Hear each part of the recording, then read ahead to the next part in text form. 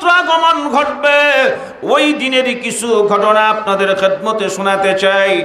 আল্লাহর নবী রাহমাতুল লিল আলামিন যেই দিন পৃথিবীতে আসবে, হযরতে আমেনা বলেন, ও মক্কার লোকেরা শুনে রাখো, মুহাম্মাদুর রাসূলুল্লাহ সাল্লাল্লাহু আলাইহি ওয়াসাল্লাম যখন পৃথিবীতে আসেন, আমার মনে হয় আকাশের নক্ষত্রগুলো এত নিকটে চলে আসছে, আমি আমেনা হাত বাড়ালে মনে হয় যেন তারকাগুলো ধরতে পারি।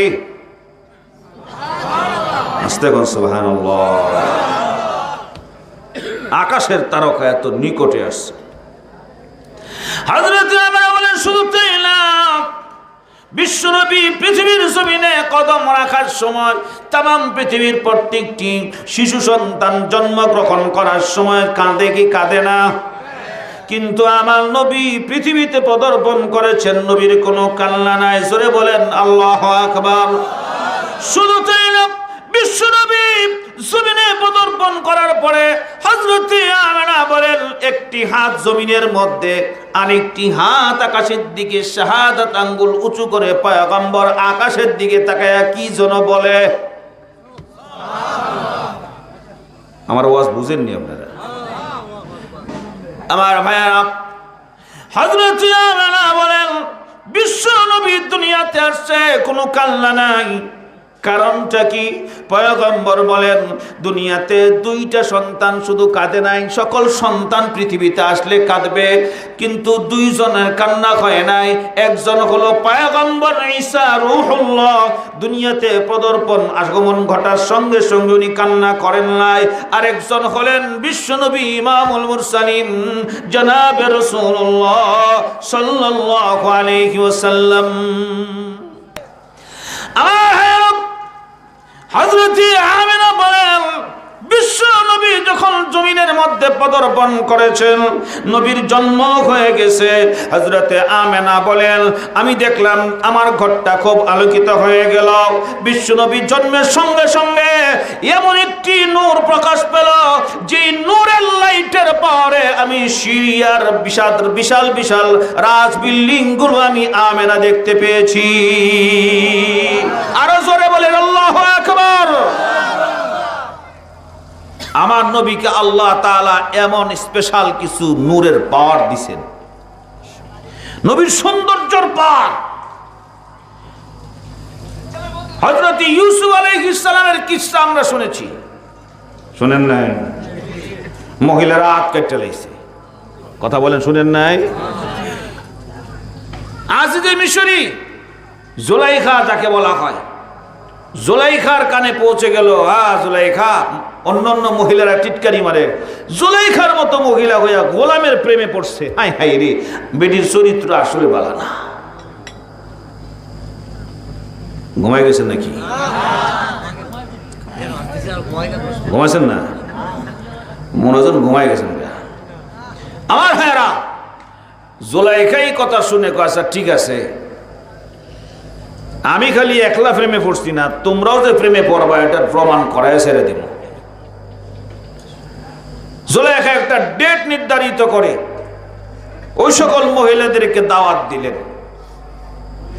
বসার জন্য আরামের চেয়ারের ব্যবস্থা, কোল বালিশ, সুমনের বালিশ সব দিয়ে ঠিকঠাক মতো করে এরপরে সকলের সামনে ফলের ট্রে দিলেন, ফলের ট্রে। আর ট্রের মধ্যে যে ফল আছে এটা হাত দিয়ে খাওয়া যাবে না, এটাকে চাকু দিয়ে কেটে খেতে হবে। শর্ত কি?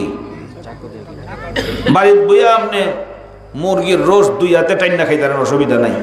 কিন্তু ডাকাতে যায় যদি আপনি গুলশানের মধ্যে সোনাগা হোটেলে যদি যান আর ওখানে যদি খাওয়ার ব্যবস্থা দেওয়া হয় আপনাকে, ওখানে হাত দিলে সম্মান থাকে না যাবে।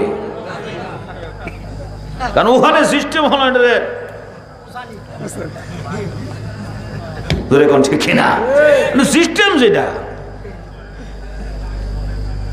অতএব এখন বলছে যে শর্ত হলো তোমরা ফল কাটবে, তবে তোমরা তো ইউসুফ সম্পর্কে বলছো যে আমি জুলাইখার চরিত্র খারাপ, আমার নজর খারাপ হয়ে গেছে, আমি গোলামের প্রেমে পড়লাম কেন? তোমাদেরকে আমি একটা শর্তে দেখাবো। শর্তটা হলো যখন ইউসুফ তোমাদের সামনে আসবে আমি বলবো ফল কাটতে, 1 2 3, বলার সাথে সাথে দেরি করতে পারবে না। ইউসুফ তো অসুবিধা নাই, কিন্তু ফল কাটতেই হবে। ঠিক আছে, এটা কোনো বিষয় না।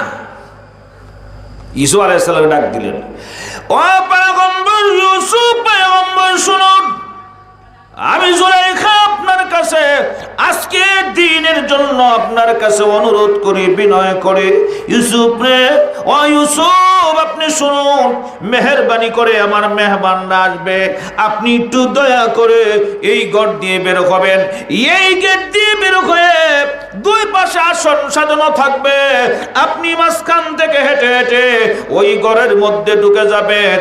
এই কাজটুকুন শুধু আপনি করবেন, আমার এই কথাটুকুন রক্ষা করেন, আর কিছু করতে হবে না। ইউসুফ পয়গম্বর চিন্তা করলেন, জুলাইখার বাড়িতে খাই, জুলাইখার বাড়িতে লালন পালন হলাম, জুলাইখার বাড়িতে বড় হলাম, এতটুকুন কথা রক্ষা না করলে কেমন হয়? ইউসুফ পয়গম্বর তৈরি হয়ে গেলেন। এবার জুলাইখা সকলের হাতে ফল তোলার জন্য বললেন, মহিলারা ফল হাতে নিল। এবার বলল, আপনারা রেডি থাকেন, 1 2 3 বলার সঙ্গে সঙ্গে বললেন, ইউসুফ কামিং, ইউসুফ চলে আসো। হযরত ইউসুফ আলাইহিস সালাম নিচের দিকে মাথা দিয়ে, নজর নিচের দিকে দিয়ে হাঁটতে হাঁটতে মাঝখান দিয়ে যাচ্ছে। আর অমনি জুলাইখা ডাক দিয়ে বলে, ইরে মহিলারা, তোমাদের হাতের প্রত্যেকের ফল যার যার চাকু দিয়ে কাটতে হবে, আমার সঙ্গে তোমাদের ওয়াদা। এবং মহিলারা এবার ফল কাটতে শুরু করলো। ইউসুফ পয়গম্বর সামনে দিয়ে যায়, মহিলা তাকায় তাকায় দেখে আর বলে, হায় রে, এটা মানুষ না, এটা কেমন ধরনের মানুষ? এত সুন্দর কোনদিন মানুষ হয়? সুবহানাল্লাহ, এত সুন্দর কোনদিন মানুষ হয়? জুলাইখা ডাক দিয়ে বলে, ফল কাটতে হবে। মহিলারা ফল কাটতে শুরু করেছে। এবার যখন পয়গম্বর ইউসুফ মাঝখান দিয়ে হেঁটে চলে গেল, এবার জুলাইখা মহিলাদেরকে বললেন, যার যার হাতের দিকে তাকাও। এখন তাকায় দেখে ফলের পরিবর্তে যার যার আঙ্গুলের হাতের আঙ্গুলগুলো কেটে গেছে, কিন্তু তারা টের পায় না। আরো আস্তে কোন সুবহানাল্লাহ। এবার মহিলা বলতে শুরু করো, ইন হাযা ইল্লা মালাকুন কারীম,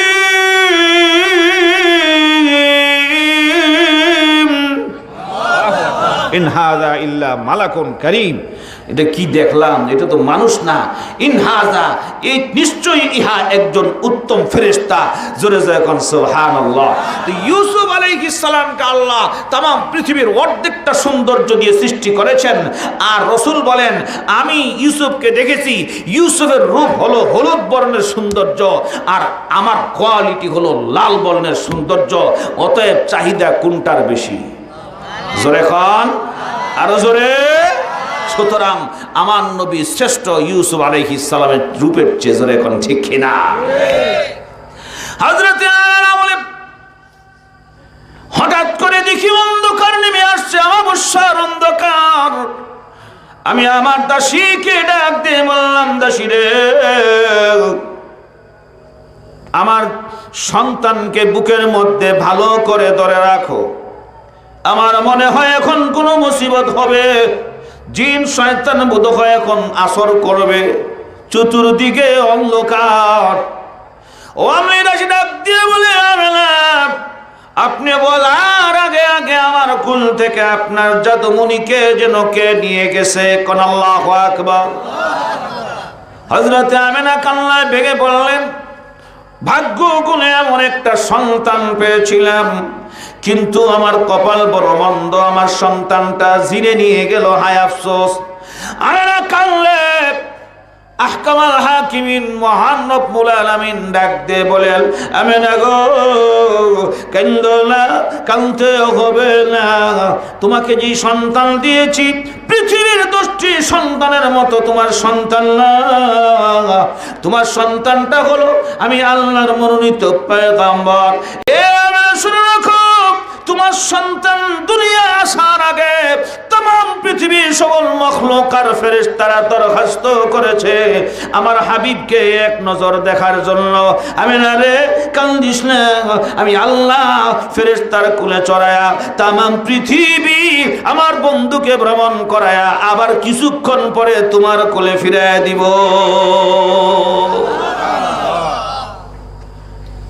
কেমন নবীর উম্মত আমরা? নবীর শান শুনবেন, বয়ান শেষ করা যাবে না, রাত কেটে যাবে। এই জন্য আল্লাহ এক আয়াতের মধ্যে ফরমান, ওয়া ইন্নাকা লাআলা খুলুকিন আযীম।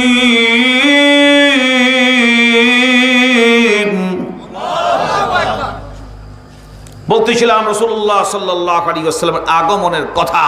নবীজির আসলেন, হযরত আমেনা বলেন ওই দিন খানে কাবার ভিতরে যে 360 মূর্তি রেখে কাফেররা মুশরিকরা ইবাদত করত, মূর্তিগুলো ভেঙে জমিনের মধ্যে উপর হয়ে পড়ে আছে। জোরে কোন আল্লাহু আকবার।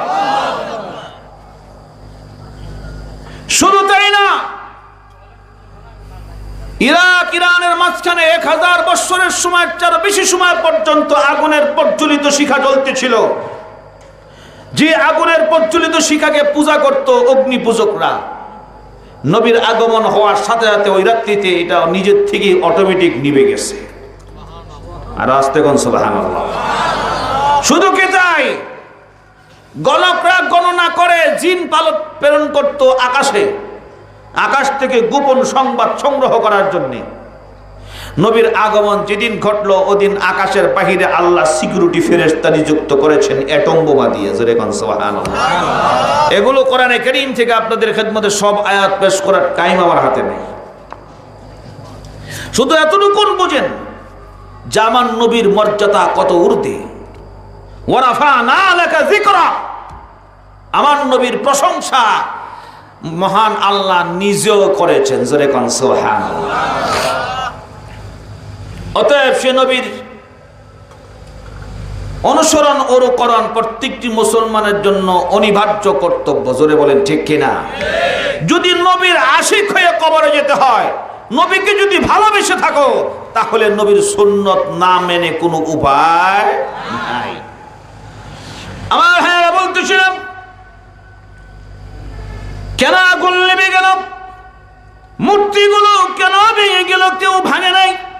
বিশ্বনবী আসছে, মূর্তি ভেঙে গেছে, বুঝার জন্য উদাহরণ আপনাদের সামনে দিই। এখন লাইট জ্বলতেছে, জায়গাটা আলোকিত না অন্ধকার? যদি আপনি লাইটগুলো বন্ধ করে দেন, আলো থাকবে না, অন্ধকার হবে। সুতরাং আলো আসলে অন্ধকার দূরীভূত হয়। জোরে বলেন ঠিক কিনা? সূর্য উদয় হলে রাত দূরীভূত হয়ে যায়।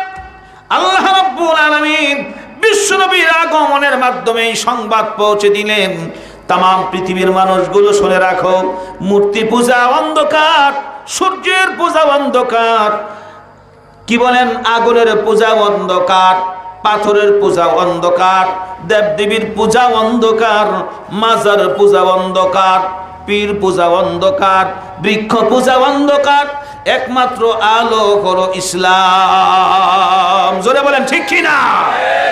আলো কি? ইসলাম। আল ইসলাম নূর ওয়াল কুফর বাতিল। সুতরাং বিশ্বনবী মুহাম্মদুর রাসূলুল্লাহ পৃথিবীতে আলো নিয়ে আসছেন। আল্লাহ ভিন্ন আয়াতের মধ্যে ফরমান, قد جاءكم من الله نور وكتاب مبين। আল্লাহ রাব্বুল আলামিন বলেন, قد جاءكم من الله نور, আমি আল্লাহ আমার পক্ষ থেকে দুনিয়ার জমিনে একটা নূর পাঠালাম।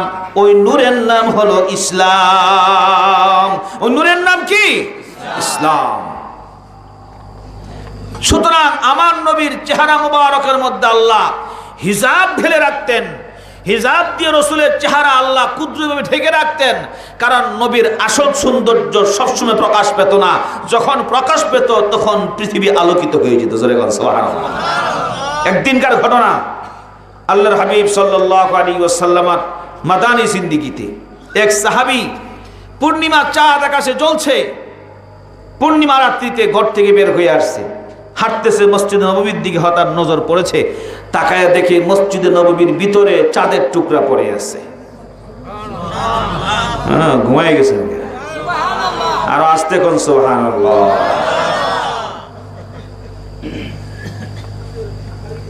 একটু জোরে না করলে আমি কিন্তু আপনাদের সঙ্গে আর নাই, কথা বুঝেন নাই? কারণ আপনাদেরকে বারবার এখন জোরে কোন জোরে কোন, নাচতে কোন, আরো আজ নাই আমার। আল্লাহু আকবার। অসুবিধা হচ্ছে? শেষ করে দিব আমার ভাইয়া। আল্লাহর হাবিব রাহমাতুল লিল আলামিনের জমানার ঘটনা বলছি। সাহাবী বলেন, আমি তাকায়া দেখি মসজিদ নববীর ভিতরে চাঁদ পড়ে আছে। জোরে কোন আল্লাহু আকবার। সাহাবী চিৎকার শুরু করলেন, এ ওয়াজিরাশি, শোনো শোনো, কিয়ামত এসে গেছে। মদিনার লোক দৌড়ে বের হয়ে আসছে। কোথায় কিয়ামত, কোথায় কিয়ামত? কেন দেখো না মসজিদে নববীর ভিতরে চাঁদের টুকরা পড়ে আছে। সাহাবী তাকে দেখে মসজিদে নববীর ভিতরে চাঁদের টুকরা পড়ে আছে, কথা সত্য। সাহাবী হঠাৎ করে আকাশের দিকে নজর করলো, যে মাত্র নাকি আকাশের দিকে তাকালেন, আকাশের দিকে তাকায় দেখে আকাশে একটা চাঁদ, মসজিদে নববীর ভিতরেও আরেক চাঁদ দেখা যায়। সাহাবীরা বললেন, ও সাহাবী, আকাশের চাঁদ তো আকাশে দেখা যায়, মসজিদে নববীর ভিতরে আরেক চাঁদ কোত্থেকে আসলো? পয়গম্বর বলেছেন, কিয়ামত হলে আকাশের চাঁদ খুলে জমিনে পড়ে যাবে, কিন্তু আকাশেও চাঁদ আছে, মসজিদে নববীর ভিতরেও চাঁদ আছে। এবার দুই সাহাবী হাঁটতে হাঁটতে মসজিদে নববীর ভিতরে যখন ঢুকলেন, তাকায় দেখেন মিম্বরের উপরে ওটা শুধু পূর্ণিমার চাঁদ নয়, ওটা হলো বিশ্ব নবীর চেহারা মোবারক চাঁদের মতো জ্বলজ্বল করে জ্বলছে। নবীজির চেহারা মুবারক চাঁদের মতো ঝলঝল করে জ্বলছে। শুধু তাই না, উম্মাহাতুল মুমিনিন হযরত আয়েশা সিদ্দিকা আকবর রাদিয়াল্লাহু আনহা বর্ণনা করেন, ও সাহাবীরা শুনে রাখো, পৃথিবীর জমিনে প্রতিদিন সকালবেলা একটা লাইট জ্বলে ওঠে, নাম কি? জোরে কোন নাম কি? وجعل القمر فيهن نورا وجعل الشمس سراجا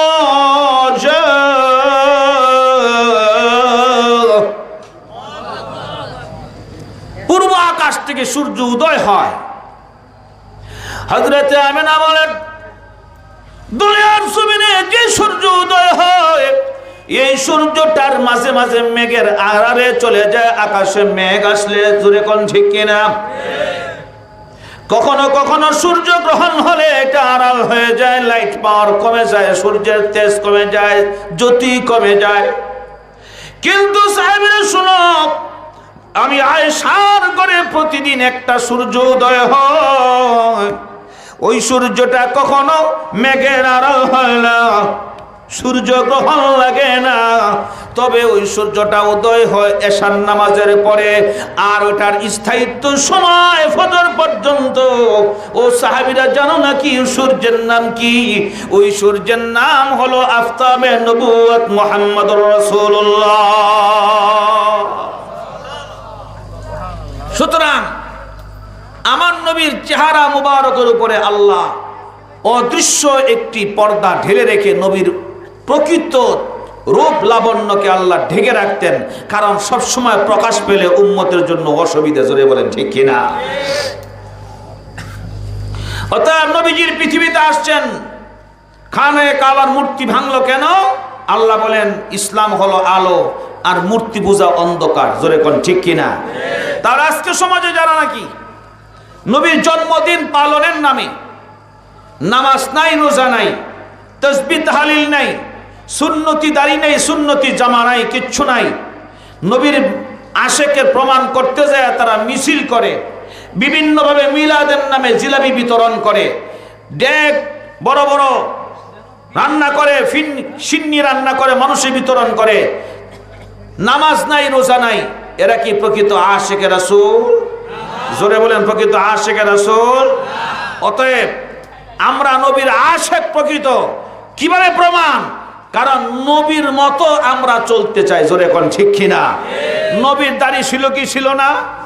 নবীর টুপি ছিল কি ছিল না? নবী নামাজ পড়তেন কি পড়েন নাই? নবীর জামা ছিল কি ছিল না? অতএব নবীর চরিত্রে চরিত্রবান যারা হবে তারা হলো প্রকৃত আশিক রাসূল।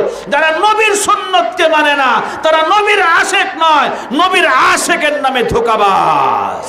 আর আসতে কোন ঠিক কিনা?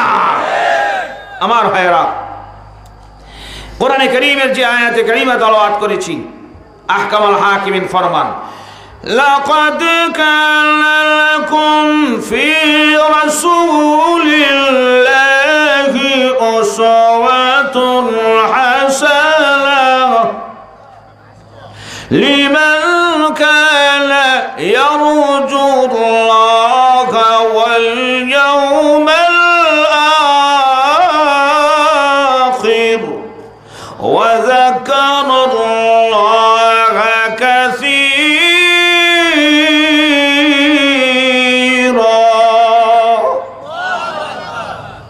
এই আয়াতকে সামনে রেখে এখান থেকে শিক্ষণীয় কিছু বিষয় আপনাদের খেদমতে পেশ করব।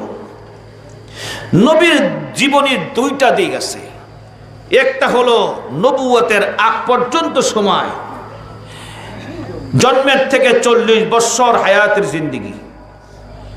আরেকটি নবীর জীবনের আরেকটি অংশ হলো নবুয়ত ওহী নাজিল হওয়ার পর থেকে ওয়াফাত পর্যন্ত 23 বছরের জিন্দেগি।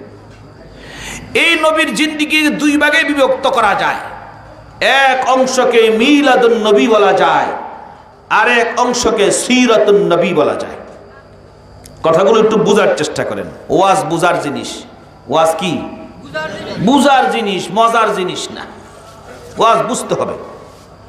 মিলাদুন নবী বলতে রাসূলের জন্ম শুরু না, জন্মের পরের কালটাও মিলাদ বলা যায়। এখন প্রশ্ন হলো, উম্মতের জন্য আমল করার বিষয় কোন জায়গাটা, কোন অংশটা? নবীর জন্ম থেকে নিয়ে 40 বছর পর্যন্ত ওই সময়টাকে উম্মত ফলো করবে, অনুসরণ করবে নবীকে, নাকি না নবুয়ত পাওয়ার পরে ওহী নাজিল হওয়ার থেকে নিয়ে নবীর ইন্তেকাল পর্যন্ত এই সময়টা? আপনারা বলেন কোনটা? নবীর সারা জীবন নয়, কারণ সারা জীবনের কথা যদি বলেন এখানে কিছু প্রশ্ন আসবে। যেমন মনে করেন রাসূল পৃথিবীতে আসছেন, কাঁদেন নাই, নবী কাঁদেন নাই, জন্মের সময় কাঁদেন নাই, আপনি আমি কাঁদিনি, জোরে কর, তাহলে নবীর অনুসরণ হলো কেমনে? ঘুমায় গেছেন নাকি? একটু বুঝেন, একটু প্রশ্ন করে তারপরে আবার ওয়াজ শুরু করবো। নবী পৃথিবীতে আসার সময় নবী কাঁদেন নাই, আপনি আমি কাঁদিনি, তাহলে নবীর অনুসরণ হইল? এখন যদি কেউ চাই যে কাঁদবো না, সম্ভব? সম্ভব? তাহলে নবীকে অনুসরণ করা যাবে এই জায়গায়? তো নবীকে যে অংশটা অনুসরণ করা যায় না, এটাকে উম্মতের জন্য করণীয় বিষয় নয়, বুঝেন। দ্বিতীয়ত, রাসূল পৃথিবীতে যখন আসছেন, আসার সময় প্রত্যেকটি বাচ্চার নাভি কাটতে হয়। জোরে কোন ঠিক কিনা? না কাটা লাগে না? এটা যদি আবার ছুটতে যেতে মারা যায়, জোরে কোন ঠিক কিনা? আমার নবী পৃথিবীতে আসছেন, নাভি কাটার প্রয়োজন হয় না, এটা আল্লাহ কুদরতিভাবে কেটেই পাঠিয়ে দিয়েছেন। সুবহানাল্লাহ কোন? তাহলে বলেন, এটা কি আমরা অনুসরণ করতে পারবো? তাহলে এটা মানা যাবে? পালন করা যাবে না? বিশ্বাস করা যায়, বিশ্বাস করা যায়। নবী পৃথিবীতে যখন আসছেন খতনা অবস্থা, খতনা বুঝেন তো? মুসলমানি করা লাগে নাই, আমাদের লাগেনি, জোরে কোন লাগেনি? তাহলে নবীকে অনুসরণ করতে পারবো আমি? বুঝার চেষ্টা করেন। নবী পৃথিবীতে আসার পরে বাচ্চাদের মতো, বাচ্চারা যেরকম খেলাধুলা করে, আমার নবী খেলাধুলা করে নাই। তাহলে এটা আমাদের দ্বারা সম্ভব পালন করা? এই জন্য বলেছি, নবীর নবুয়তের জিন্দেগীর আগ সময়টাকে আমাদের জন্য পালনীয় বিষয় না, করণীয় বিষয় না। বিষয়টা হলো নবীর কাছে ওহী নাজিল হওয়ার বাকি 23 বছর অফাত, এটাই হলো আমাদের জন্য করণীয় বিষয়, বর্জনীয় বিষয়, পালনীয় বিষয়। ধরে কোন ঠিক কিনা? ক্লিয়ার? বুঝতে হবে। আমার ভাইয়েরা, এবার আসুন যে কথা বলতেছিলাম, কাজী আল্লাহ রাসূল সাল্লাল্লাহু আলাইহি ওয়াসাল্লাম দুনিয়ার আগমন করার 40 বছর 6 মাস পরে মুহাম্মদ রাসূলুল্লাহ সাল্লাল্লাহু আলাইহি ওয়াসাল্লামের কাছে কোরআন নাজিল হয়েছে। জোরে বলেন কি? কোরআন। এবার আসুন এক হাদিস দিয়া বাকি ওয়াজ শেষ করব। আল্লাহর নবীর ইন্তেকালের পরে আরো পরিষ্কার হয়ে যাবে কোন অংশটা আমরা পালন করব। আল্লাহর নবীর ইন্তেকালের পরে সাহাবা আজমাইন হযরতে উম্মাহাতুল মুমিনিন হযরতে আয়েশা সিদ্দিকা রাদিয়াল্লাহু আনহার দরবারে হাজির হয়েছে। সাহাবীরা হযরতে আয়েশাকে ডেকে বললেন, উম্মাহাতুল মুমিনিন, ও আম্মা জান, আমাদের সামনে এখন পয়গম্বর নাই, আল্লাহর হাবিব দুনিয়া থেকে বিদায় হয়ে গেছে, কিন্তু আপনার কাছে আমাদের দরখাস্ত, আম্মা জান মেহেরবানি করে বিশ্ব নবীর একটু জীবনী আমাদেরকে বয়ান করে শোনান। আল্লাহর নবী কি পছন্দ করতেন, আল্লাহর নবী কি করতেন, আল্লাহর নবী কি কি কাজ করেছেন, কেমন করেছেন, কেমন চলেছেন, কেমন ভাবে ইসলাম পালন করেছেন। উম্মাহাতুল মুমিনিন হযরতে আয়েশা ডাক দিয়ে বললেন, সাহাবীরা রে, আমার প্রশ্নের জবাব দেওয়ার আগে তোমরা একটা প্রশ্নের উত্তর দাও। ও সাহাবীরা বলো, তোমরা কি কোরআনে কারীম তেলাওয়াত করো না? সাহাবীরা বললেন, হ্যাঁ আমরা কোরআন তেলাওয়াত করি। হযরতে আয়েশা বলেন, কোরআনে কারীমের সূরাতুল ফাতিহা থেকে নিয়ে সূরা নাস পর্যন্ত 30 পারা কোরআন বিশ্বনবী মুহাম্মদুর রাসূলুল্লাহর জীবনী। আর আস্তে কোন সুবহানাল্লাহ। কোন থেকে কোত্থেকে? সূরা ফাতিহা শুরু থেকে নিয়ে বিসমিল্লাহ থেকে শুরু করে সূরা নাস পর্যন্ত 30 পারা কোরআন হলো আমার নবীর জিন্দেগি। জোরে কোন সুবহানাল্লাহ।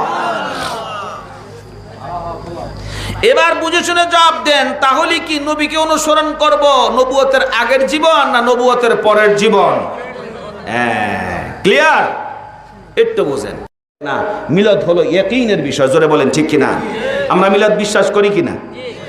কথা বলো, করি কিনা? করতে হবে, না করলে মুসলমান থাকবো না। অতএব মিলাদ আমরা ইয়াকিন করি, মিলাদ পালন করার বিষয় না। কেন না? নবীজির পালন করেননি, সাহাবীরাও করেননি, তাবিঈনরাও করেননি, তাবিঈনরাও করেননি, আমরাও করি না, আমাদের মাযহাবের ইমামও করেন নাই। জোরে বলেন ঠিক কিনা? প্রচলিত মিলাদ আমরা করি না, কিন্তু আমরা সিরত মানি, যেটা না মানলে ঈমান থাকবে না। কথা বলেন ঠিক কিনা? আসুন ওই সিরতের উপরে কিছু কথা বলতেছিলাম। বিশ্বনবী মুহাম্মদ রাসূলুল্লাহ সাল্লাল্লাহু আলাইহি ওয়াসাল্লাম যখন নবুয়ত প্রাপ্ত হলেন, আল্লাহ রাব্বুল আলামিন বিশ্বনবীকে ওহী নাজিল করে দিলেন, ওগো নবী, মানুষের কাছে তাওহীদের দাওয়াত নিয়ে আপনি ঘরে ঘরে ঢুকেন। নবীজির কালিমার দাওয়াত নিয়ে বের হয়ে গেলেন। দাওয়াত দেওয়া নবীওয়ালা কাজ নাকি না ইহুদিওয়ালা কাজ? জোরে কান, নবীওয়ালা কাজ। দ্বীনের দাওয়াত দাও, যে দাওয়াতের দ্বারা মানুষের কাছে ফরজিয়াত পৌঁছে। জোরে কান ঠিক কিনা? অতএব আল্লাহ রাসূল সাল্লাল্লাহু আলাইহি ওয়াসাল্লাম দাওয়াতের মেহনত শুরু করলেন। নবীজি যখন দাওয়াতের মেহনত শুরু করলেন, তৎকালীন সময় ইহুদিরা এবং মক্কার কাফেররা ঐক্যবদ্ধ হয়ে নবীর বিরুদ্ধে আচরণ করলো। জোরে কোন ঠিক কিনা? মক্কাতে কাফেরদের ষড়যন্ত্র শিকার নবী, মদিনাতে ইহুদিদের ষড়যন্ত্র শিকার নবী। কিন্তু আপনাদেরকে প্রশ্ন করে জানতে চাই, এত ষড়যন্ত্রের পরেও আমার নবীর দ্বীন কি থেমে গেছে না প্রজ্বলিত হয়েছে? জোরে বলেন, থেমে গেছে না প্রজ্বলিত হয়েছে? মক্কার কাফেররা ষড়যন্ত্র করলো, নবীকে হত্যা করবে, জেলখানায় ঢুকাবে, দেশান্তরিত করবে। জোরে কোন ঠিক কিনা? কোরআনে কারীমের মধ্যে লম্বা ঘটনা, ওয়া ইয়ামকুরু বিকাল্লাযীনা কাফারু লিয়ুসবিতুকা আও ইয়াকতুলুকা আও ইখরিজুকা ওয়া ইয়ামকুরুনা ওয়া ইয়ামকুরুল্লাহ। দারুন নাদওয়াতে বসে ষড়যন্ত্র হচ্ছে, নবীকে হত্যা করা হবে। নবীজির আখলাক কেমন ছিল? তখনও আল্লাহ রসুলের কাছে মক্কার বহু কাফের যারা নবীকে হত্যা করার ষড়যন্ত্র করছে, তাদেরও অনেকের আমানত নবীর কাছে ছিল। ঘুমাই গেছেন গিয়া? সুবহানাল্লাহ বলবেন না? অসুবিধা হইতেছে? হুজুর অসুবিধা হইতেছে, আপনারা কি মিলাদ টিলাদ কইলেন? এগুলো বুঝতে হবে আপনাদেরকে। ঈমান নষ্ট হওয়ার জন্য বেশি লাগে না, দুধের মধ্যে 2 ফোঁটা যথেষ্ট না? বেশি? একেবারে বেশি না? আচ্ছা, কেউ যদি হুজুর 2 ফোঁটা পড়ছে, অসুবিধা কি? হ্যাঁ, বিয়ে বাড়ি অনুষ্ঠানে বাচ্চা একটা কিনা হইলে খাড়া দিচ্ছে, তো ফুস করে আর কি পেট খারাপ তো, জোরে চাপ দিয়ে ফুসকি একটু বাড়িয়ে হয়ে গেছে গা। হুজুর কি হয়েছে? ডাইলের মধ্যে একটু পায়খানা পড়ছে, অসুবিধা নাই, চলবে। জোরে কোন চলবে? আগের মহিলারা কইতো নামাজ পড়তেছে, নামাজের মধ্যে বাতাস বাড়িয়ে গেছে, তো নাতি ডাক দেখো, দাদি তুমি যে নামাজ পড়তেছো আওয়াজ হইলো, একটু বাড়িলে অজু ভাঙে না। কথা কোন ঠিক কিনা? আগে বলতো কিনা এরকম, একটু বাড়িলে কথা কয় না, একটু বাড়িলে অজু ভাঙ্গে কি ভাঙ্গে না? জোরে বলেন ভাঙ্গে কি না?